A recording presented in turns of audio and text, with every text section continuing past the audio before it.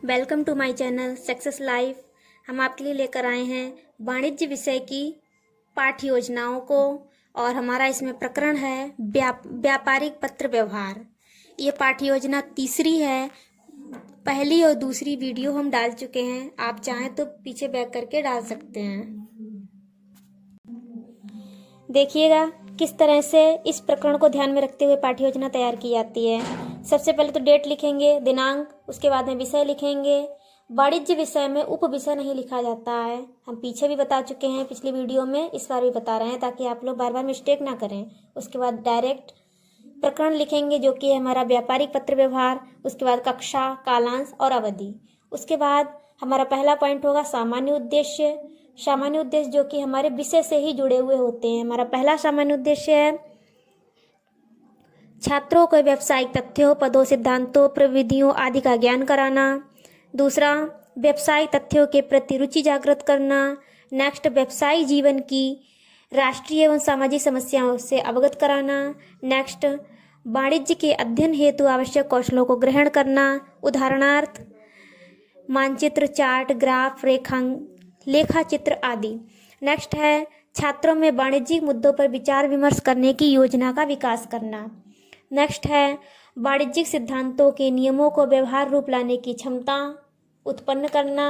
व्यापक दृष्टिकोण के विषय के लिए आवश्यक एवं वांछनीय अभिवृत्तियों का विकास करना। नेक्स्ट है वाणिज्य में सिद्धांतों, निष्कर्षों, समस्याओं, प्रक्रियाओं आदि की समझदारी विकसित करना। तो ये तो हो गए हमारे सामान्य उद्देश्य। आगे हम बात करते हैं विशिष्ट उद्देश्यों की। विशिष्ट उद्देश्य हमारे प्रकरण से जुड़े होते हैं। हमारा प्रकरण क्या है? व्यापारिक पत्र व्यवहार। तो व्यापारिक पत्र व्यवहार से जुड़े हुए ही हमारे विशिष्ट उद्देश्य होते हैं, जिसमें हमारा पहला विशिष्ट उद्देश्य है छात्र व्यापारिक पत्र के बारे में जान सकेंगे। छात्र व्यापारिक पत्र व्यवहार को परिभाषित कर सकेंगे। छात्र व्यापारिक पत्र व्यवहार को समझ सकेंगे। छात्र व्यवहार कुशल हो सकेंगे। नेक्स्ट एंड लास्ट है छात्र व्यापारिक पत्र के गुणों से युक्त हो सकेंगे। उसके बाद तीसरा होगा शिक्षण सहायक सामग्री। इसमें हम प्रकरण विशेष से जुड़े हुए ही टीएलएम का प्रयोग करते हैं, जो कि हमारे इस टॉपिक को एक्सप्लेन करने में हमारी सहायता करें। जैसे कि हमने लिखा है व्यापारिक पत्र का नमूना दर्शाता हुआ चार्ट तथा कुछ पत्र, यानी कि कुछ लोग डस्टर, मार्कर इत्यादि को भी ऐड करते हैं। ये ऐड नहीं करना चाहिए क्योंकि ये तो कंपलसरी हैं। हमें सिर्फ इसमें उन्हीं वस्तुओं को लिखना है जो हमारे टॉपिक को डिस्क्राइब करते हैं, हमारे टॉपिक को समझाने में और बच्चों के समझने में सहायता प्रदान करते हो। नेक्स्ट हमारा है चौथा पॉइंट पूर्व ज्ञान। इसमें लिखेंगे छात्र व्यापारिक पत्र के विषय में सामान्य जानकारी रखते हैं। नेक्स्ट है प्रस्तावना प्रश्न। प्रस्तावना प्रश्न में इस प्रकार से 2 कॉलम बना लेंगे, एक होगा छात्राध्यापिका क्रियाएं, दूसरा होगा छात्र क्रियाएं। प्रस्तावना प्रश्नों की संख्या भी 4 से 5 होनी चाहिए और इन प्रश्नों में इंटरलिंकिंग होनी चाहिए। जैसे हमारा पहला प्रश्न है अपनी आवश्यकताओं को पूरा करने के लिए हमें किस चीज़ की आवश्यकता होती है? छात्र बताएंगे आवश्यकताओं की पूर्ति के लिए हमें धन, पैसे, रुपए आदि की आवश्यकता होती है। नेक्स्ट पूछेंगे धन कमाने के लिए हम क्या करते हैं? बच्चे बताएंगे हम व्यापार, व्यवसाय या नौकरी करते हैं। पूछेंगे व्यापार करने वाले व्यक्ति को क्या कहते हैं? छात्र बताएंगे व्यापार करने वाले व्यक्ति को व्यापारी कहते हैं। यानी कि आप देख रहे हैं उत्तर से ही प्रश्न बना है, इंटरलिंकिंग है। यही मायने रखती है प्रस्तावना प्रश्न की, यही खास विशेषता और एक गुण होता है। नेक्स्ट हमारा क्वेश्चन होगा एक व्यापारी दूसरे व्यापारी को जो पत्र लिखता है उस पत्र को क्या कहते हैं? छात्र बताएंगे उस पत्र को व्यापारिक पत्र कहते हैं। नेक्स्ट हम पूछेंगे जब व्यापारी पत्रों के माध्यम से एक दूसरे से व्यवहार करते हैं तो ऐसे व्यवहार को क्या कहते हैं? यह प्रश्न बच्चे नहीं बता पाएंगे, यही हमारा समस्यात्मक प्रश्न हो जाएगा। लिखेंगे सभी छात्र निरुत्तर हैं। और जब बच्चे निरुत्तर हो जाएंगे तो यही बात हमें एक लाइन में उन्हें डिस्क्राइब भी करनी है। तो हमारा छठा पॉइंट हो जाएगा उद्देश्य कथन। इसमें हमारा थोड़ा गलत हो गया है, पूर्व कथन नहीं लिखना है, आपको उद्देश्य कथन लिखना है। आप लोग ये गलतियां ना कीजिएगा। इसमें हम बोलेंगे ऐसे व्यवहार को व्यापारिक पत्र व्यवहार कहते हैं। बहुत ज़्यादा डिस्क्राइब नहीं करना है क्योंकि अभी हम डिस्क्राइब करने के लिए शिक्षण बिंदुओं पर पहुंचेंगे, तो एक लाइन में ही केवल स्टेटमेंट दे देना है। फिर हम बच्चों से कहेंगे कि छात्रों आज हम व्यापारिक पत्र व्यवहार के बारे में विस्तार से चर्चा करेंगे। नेक्स्ट फिर हम सीधे शिक्षण बिंदु पर पहुंचेंगे। 7वां पॉइंट होगा प्रस्तुतिकरण। देखिए प्रस्तुतिकरण, इसमें 5 कॉलम बनेंगे, टेबल बनेगी। पहला होगा शिक्षण बिंदु, दूसरा होगा छात्राध्यापिका क्रियाएं, तीसरा होगा छात्र क्रियाएं, चौथा होगा सहायक सामग्री एवं विधि, फिर 5वां होगा श्यामपट्ट कार्य। इस तरह से टेबल बना लेंगे। एक पेज में केवल एक ही शिक्षण बिंदु को लिखेंगे। इस तरह से लिखने का तरीका भी सीखिएगा। बच्चे कई बार गलत करते हैं, एक ही पेज में 2 से 3 शिक्षण बिंदु लिख लेते हैं और वो समझ में भी पढ़ने में भी आसानी नहीं होती है। इस तरह से लिखिएगा। तो सबसे पहले तो हम टॉपिक से जुड़े, पहले तो हम विकासात्मक प्रश्न पूछेंगे। हमारा पहला विकासात्मक प्रश्न होगा, व्यापारिक पत्र किसके द्वारा लिखे जाते हैं? छात्र बताएंगे व्यापारिक पत्र व्यापारी द्वारा लिखे जाते हैं। ये प्रश्न पूछा है, इसलिए यहाँ पर प्रश्नोत्तर विधि है। नेक्स्ट हमारा क्वेश्चन क्या होगा, उससे पहले ध्यान दें, शिक्षण बिंदु में 3 बिंदु होते हैं। पहले बिंदु में हमारा क्या है, व्यापारिक पत्र व्यवहार का अर्थ हम यहाँ पर लिख लेंगे। दूसरा और तीसरा शिक्षण बिंदु अलग है, आगे है, बताएंगे। तो इसमें दूसरा प्रश्न होगा हमारा, व्यापारिक स्तर पर किए जाने वाले पत्र व्यवहार को क्या कहते हैं? छात्र बताएं। छात्र नहीं बता पाएंगे तो लिख देंगे छात्र निरुत्तर हैं। प्रश्नोत्तर विधि चल रही है, इसलिए यहाँ पर सामने लिख देंगे प्रश्नोत्तर विधि। जब छात्र नहीं बता पाएंगे तो यही मेरा स्पष्टीकरण हो जाएगा। और फिर हम जो हमने टीएलएम में लिखा था, कुछ पत्रों के नमूने दिखाते हुए, यानी कि टीएलएम में तो हम ये दिखाएंगे ही कि हम क्या क्या लेकर जा रहे हैं, क्या क्या हमारा टीएलएम है, लेकिन इसके साथ साथ हमने किस टीएलएम का कहाँ पर उपयोग किया है वो भी दिखाएंगे। तो कुछ पत्रों का प्रयोग हमने पहले ही शिक्षण बिंदु में कर रखा है, तो यहाँ पर ब्रैकेट में लिख देंगे ब्लैक पेन से, कुछ पत्रों के नमूने दिखाते हुए। फिर हम उन्हें स्पष्ट करेंगे कि जब 2 व्यक्ति जो कि दूर रहते हैं पत्र के माध्यम से आपस में संपर्क स्थापित करते हैं तो ऐसे व्यवहार को पत्र व्यवहार कहते हैं। लेकिन जब 2 व्यापारी आपस में पत्रों के माध्यम से व्यवहार करते हैं तो उसे व्यापारिक पत्र व्यवहार कहते हैं। यह सूचना संचार का लिखित माध्यम है। जब एक व्यापारी दूसरे व्यापारी से कोई माल मंगाता है या आदेश देता है या भुगतान प्राप्त करता है इत्यादि क्रियाओं में वह इन पत्रों को लिखता है। यानी कि जब हम बच्चों को ये समझा रहे थे तब बच्चे क्या कर रहे थे, बच्चे हमारी बात को ध्यानपूर्वक सुन रहे थे, इसलिए लिख देंगे सभी छात्र ध्यानपूर्वक सुन रहे हैं। यहाँ पर हम बच्चों को समझा रहे थे और केवल समझा ही नहीं रहे थे, हमने कुछ पत्रों को भी उन्हें दिखाया, इसलिए इस कॉलम में लिख देंगे प्रदर्शन एवं व्याख्यान विधि।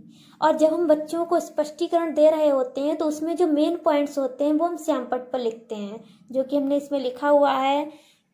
स्पष्टीकरण देते समय ही लिखा जाता है व्यापारिक पत्र का व्यवहार, अर्थ हेडिंग डालेंगे। जब 2 व्यापारी आपस में पत्रों के माध्यम से व्यवहार करते हैं तो उसे व्यापारिक पत्र व्यवहार कहते हैं। यह सूचना संचार का लिखित माध्यम है। उसके बाद जब हम स्पष्टीकरण दे चुके हैं, अब हम अपने ही स्पष्टीकरण में से 2 से 3 बोधात्मक प्रश्न पूछेंगे।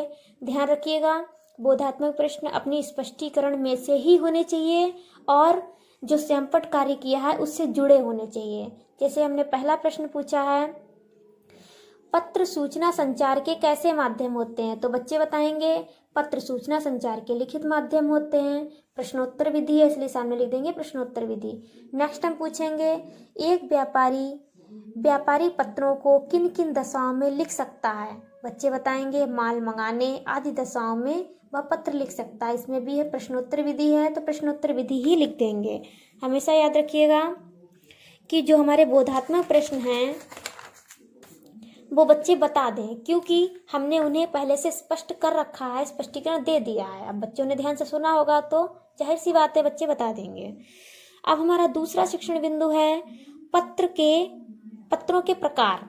इसमें भी वही फॉर्मेट रहेगा, पहले विकासात्मक प्रश्न पूछेंगे 2 से 3। हमारा पहला प्रश्न है, जब पत्र व्यक्तिगत मामलों में लिखे जाते हैं उन पत्रों को क्या कहते हैं? बच्चे बताएंगे जब पत्र व्यक्तिगत मामलों में लिखे जाते हैं उन्हें व्यक्तिगत पत्र कहते हैं। प्रश्नोत्तर है, इसलिए लिख देंगे प्रश्नोत्तर विधि। नेक्स्ट हमारा क्वेश्चन होगा, सरकारी स्तर पर लिखे जाने वाले पत्रों को क्या कहते हैं? बच्चे बताएंगे सरकारी स्तर पर लिखे जाने वाले पत्रों को सरकारी पत्र कहते हैं। ये भी हमने प्रश्न ही पूछा है, तो लिख देंगे प्रश्नोत्तर विधि। हमारा तीसरा प्रश्न होगा, कि पत्र कितने प्रकार के होते हैं। ये बात बच्चे नहीं बता पाएंगे, लिखेंगे छात्र अस्पष्ट उत्तर दे रहे हैं। अब क्वेश्चन आंसर पूछा जा रहा है तो लिख देंगे प्रश्नोत्तर विधि। उसके बाद जब उत्तर नहीं दे पाएंगे तो वही हमारा स्टेटमेंट हो जाएगा, स्पष्टीकरण देंगे हम कि सामान्यतः पत्रों को मुख्य 3 भागों में बांटा गया है, व्यक्तिगत पत्र, व्यापारिक पत्र, सरकारी या राजकीय पत्र। फिर हम एक एक के बारे में बताएंगे। व्यक्तिगत पत्र, ऐसे पत्र जो निजी मामलों में लिखे जाते हैं उन्हें व्यक्तिगत पत्र कहते हैं। वे पत्र जो एक व्यापारी द्वारा दूसरे व्यापारी को व्यापारी संदर्भ में लिखे जाते हैं उन्हें व्यापारिक पत्र कहते हैं। फिर सरकारी या राजकीय पत्र में लिखेंगे वे पत्र जो सरकारी कामकाज के संबंध में अधिकारियों और कर्मचारियों के बीच लिखे जाते हैं उन्हें सरकारी या राजकीय पत्र कहते हैं। अच्छा, जिस समय हम स्पष्टीकरण दे रहे थे उस समय बच्चे क्या कर रहे थे? बच्चे हमारी बात को ध्यान से सुन रहे थे, इसलिए छात्र क्रियाओं में लिख देंगे कि सभी छात्र ध्यानपूर्वक सुन रहे हैं। और यहाँ हम व्याख्या दे रहे थे, बच्चों को बता रहे थे, इसलिए लिख देंगे व्याख्यान विधि। अब स्पष्टीकरण के दौरान ही हमें सैंपट कार्य भी करना होता है। सैंपट कार्य में अपने स्पष्टीकरण के मुख्य मुख्य बिंदुओं को ही लिखते हैं, डिटेल में नहीं लिखते, केवल डिटेल में बताते हैं। तो हमने लिखा है पत्र के प्रकार। पहला है व्यक्तिगत पत्र, दूसरा व्यापारिक पत्र, तीसरा सरकारी पत्र या राजकीय पत्र। अब हमने जब स्पष्टीकरण दे दिया है तो हम उसी स्पष्टीकरण में से 2 क्वेश्चन बोधात्मक प्रश्न के पूछेंगे। हमारा पहला प्रश्न है सरकारी पत्र किसे कहते हैं? बच्चे बताएंगे सरकारी कामकाज में लिखे जाने वाले पत्रों को सरकारी पत्र कहते हैं। और ये हमारे प्रश्नोत्तर विधि थी, इस कॉलम में लिख देंगे प्रश्नोत्तर विधि। नेक्स्ट क्वेश्चन करेंगे सरकारी पत्रों को दूसरे किस नाम से जानते हैं? लिखेंगे राजकीय पत्रों के नाम से जानते हैं। प्रश्न पूछा है इसलिए इसमें भी लिख देंगे हम प्रश्नोत्तर विधि। अब हमारे 2 शिक्षण बिंदु पूरे हो गए हैं। अब हम पहुंचते हैं अपने तीसरे शिक्षण बिंदु की ओर, जो कि है हमारा तीसरा पॉइंट डालेंगे अच्छे व्यापारिक पत्र के गुण। इसमें भी फॉर्मेट वही रहेगा। सबसे पहले विकासात्मक प्रश्न पूछेंगे। हमारा पहला क्वेश्चन है व्यापारिक स्तर पर लिखे जाने वाले पत्रों को क्या कहते हैं? बच्चे बताएंगे व्यापारिक पत्र। प्रश्न पूछा इसलिए प्रश्नोत्तर विधि लिख देंगे। दूसरा है हमारा व्यापारिक पत्र कैसा होना चाहिए? बच्चे बता नहीं पाएंगे, लिख देंगे छात्र अस्पष्ट उत्तर दे रहे हैं। प्रश्न पूछा है इसलिए प्रश्नोत्तर विधि लिखेंगे। यहीं से हमारा स्पष्टीकरण स्टार्ट हो जाएगा। अब हमने जो चार्ट का इस्तेमाल किया था TLM में वो अच्छे व्यापारी पत्रों के गुणों को दर्शाता हुआ था, इसलिए हम ये स्पष्टीकरण बच्चों को देंगे उससे पहले हम चार्ट के माध्यम से भी समझाएंगे, इसलिए पहले ही लिख देंगे ब्रैकेट में कि चार्ट दर्शाते हुए। यानी कि TLM में हम जिस भी वस्तु का प्रयोग कर रहे हैं उसका प्रयोग कहाँ करना है वो भी हमें अपने शिक्षण बिंदुओं में दर्शाना होता है। तो स्पष्टीकरण में लिखेंगे जब पत्र कोई भी हो प्रभावशाली तभी होगा जब वह ठीक से लिखा हो, क्योंकि पत्र लिखना भी एक कला है। पत्र की भाषा सरल, स्पष्ट एवं शिष्ट होनी चाहिए। नेक्स्ट, पत्रों की भाषा मौलिक होनी चाहिए। इसमें आवश्यक बातों का ही उल्लेख होना चाहिए। पत्र आकर्षक हो और उसमें सत्यता भी होनी चाहिए, अर्थात उसमें सत्य बातों का ही उल्लेख होना चाहिए। ये मेरा स्टेटमेंट था। जब हम स्टेटमेंट दे रहे थे तो बच्चे ध्यान से सुन रहे थे, लिख देंगे सभी छात्र ध्यानपूर्वक सुन रहे हैं। यहाँ पर हम लिखेंगे प्रदर्शन विधि और व्याख्यान विधि, क्योंकि हम चार्ट दिखा रहे हैं इसलिए प्रदर्शन विधि होगी, और समझा रहे हैं बच्चों को डिटेल में इसलिए हो जाएगी व्याख्यान विधि। और इसी दौरान जो मेन पॉइंट्स होते हैं वो सैंपट कार्य में लिखे जाते हैं, जो कि हमने लिखा है व्यापारिक पत्र के गुण। पहला सरलता, स्पष्टता, शिष्टता और आकर्षित। जब हमारा स्पष्टीकरण पूरा हो जाएगा फिर उसी स्पष्टीकरण से जुड़े 2 बोधात्मक प्रश्न भी पूछेंगे।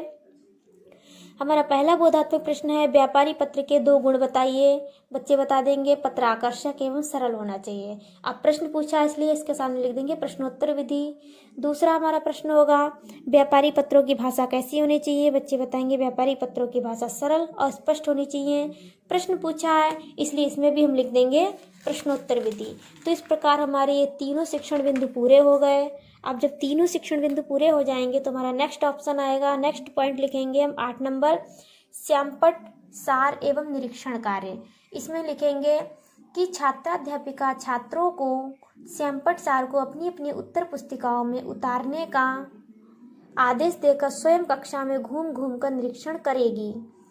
फिर 9वां पॉइंट होगा हमारा पुनरावृत्ति प्रश्न, जिसे मूल्यांकन प्रश्न भी कहते हैं।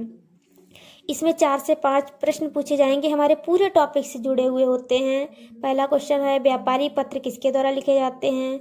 दूसरा, पत्र कितने प्रकार के होते हैं। सरकारी पत्र किसे कहते हैं। व्यक्तिगत पत्र किसे कहते हैं। व्यापारी पत्र में कौन कौन से गुण होते हैं। इन सभी के उत्तर बच्चे बता देंगे, क्योंकि इससे पहले बच्चों ने आपका पूरा टॉपिक पढ़ा है।